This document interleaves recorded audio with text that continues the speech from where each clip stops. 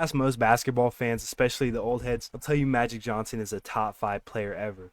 But I have a problem because every time I see people describe Magic Johnson, they make him sound like he was a wizard doing shit that nobody's ever seen. And then I watch basketball now, and I'm seeing random role players and high schoolers do the passes he did that he was called a genius for. Not saying Magic was but I kind of am.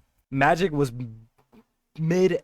Ooh, Magic was mid at best. Just saying. The biggest thing people always bring up is passing. And yeah, he had good anticipation, throw no look passes and full court passes. But have you watched the NBA now?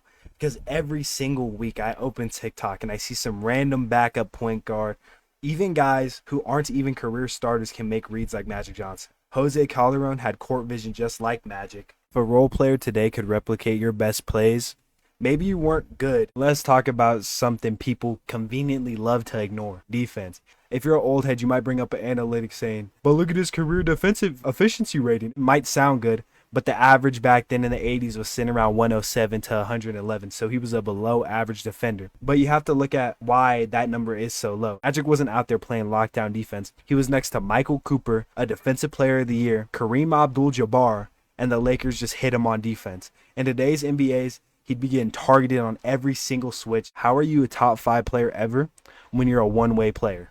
Another thing people don't talk about is the situation. Magic walked into one of the most stacked teams in basketball history when he got drafted. He had James Worthy, Kareem Abdul-Jabbar, and people talk about him like he was carrying the team. He wasn't. Any decent playmaker would look like a god when they're running a fast break with Kareem Abdul-Jabbar and James Worthy. Conclusion: basketball has evolved a lot since the 80s. The skill gap between the 80s and now is like the whole Grand Canyon.